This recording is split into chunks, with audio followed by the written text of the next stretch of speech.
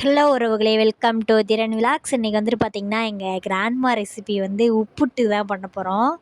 இது வந்துட்டு எங்களுக்கு அவங்க வந்துட்டு இன்ட்ரடியூஸ் பண்ணது என்னன்னு பார்த்திங்கன்னா, உப்புட்டு அப்படின்னு சொல்லிட்டு தான் வந்துட்டு எங்களுக்கு சுட்டு கொடுப்பாங்க சின்ன பிள்ளையிலேருந்தே. இப்போ வந்துட்டு பார்த்திங்கன்னா, சென்னை போன அப்புறம் வந்து போலி அப்படின்னு சொல்லிட்டு சொன்னாங்க பேர். அதுக்கப்புறம் வந்து உங்கள் ஊரில் இது என்னன்னு வந்து சொல்லுவீங்கன்னு ஃபஸ்ட்டு கமெண்ட் பாக்ஸில் கமெண்ட் பண்ணுங்கள். அதுவும் இல்லாமல் இப்போ வந்துட்டு சென்னையிலேருந்து வந்திருக்கோம். ஸோ வந்து எங்களுக்கு பிடிச்ச டிஷ்லாம் வந்துட்டு அப்பாயி வந்துட்டு பண்ணி கொடுத்துட்ருக்காங்க. அதில் வந்துட்டு ஃபஸ்ட்டு பால் கொழுக்கட்டை முடிச்சாச்சு. இப்போ வந்துட்டு உப்புட்டுக்கு வந்திருக்கோம். நெக்ஸ்ட்டு வந்துட்டு உப்புட்டு இந்த மைதா மாவில் தான் வந்துட்டு அது பண்ணுவாங்க போல். ஆனால் வந்து நாங்கள் கோதுமை மாவில் பண்ணாலும் இன்னும் பயங்கரமான டேஸ்ட்டில் தான் இருக்கும். சரி மைதா மாவுலேயே பண்ணுவோம் அப்படின்னு சொல்லிட்டு அதில் தான் பண்ணோம். நல்ல செம்ம டேஸ்ட்டாக தான் இருந்தது. அப்போ எங்கள் அப்பாயோட ரெசிபி அவங்களோட கைவண்ணம் வந்துட்டு அடிச்சுக்கவே முடியாது. அவ்வளோ டேஸ்ட்டாக வந்துட்டு வரும். உண்மையாகவே சூப்பராக இருந்தது. அதுக்கு வந்துட்டு ஃபஸ்ட்டு வந்துட்டு மைதா மாவு இருக்கு இல்லையா, அது வந்து எடுத்துகிட்டு உப்பு, எண்ணெய், லைட்டாக சோடா மாவு இருக்குல்ல, அது சோடா உப்புன்னு சொல்லுவாங்கள்ல, அது கூட போட்டுக்கலாம். நாங்கள் வந்து போடலை. நாங்கள் குழந்தைங்களாம் இருக்காங்களா, அதனால் வந்து போடலை.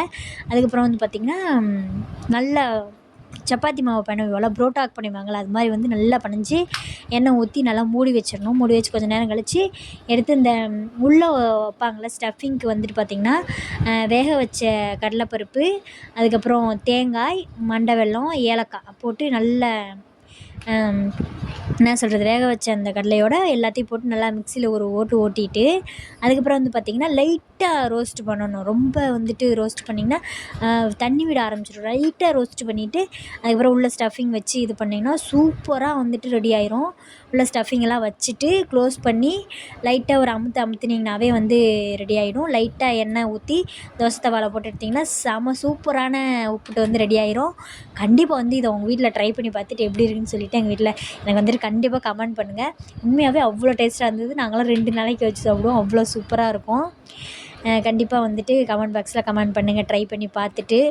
என் பையனுக்கு வந்துட்டு இது வந்து ரொம்ப பிடிச்சி போச்சு. எப்போ கொடுத்தாலும் வந்து சாப்பிட்டுட்டே இருந்தான். அதனால் வந்து நீங்களும் கமெண்ட் பாக்ஸில் கமெண்ட் பண்ணுங்கள். எங்கள் கிராண்ட்மா பண்ணுற ரெசிப்பியில் வந்து ஃபேவரட்டான செகண்ட் ரெசிபி வந்துட்டு இது. ஃபஸ்ட்டு வந்து பால் கொழுக்கட்டை, அது எப்போயுமே பிடிக்கும்.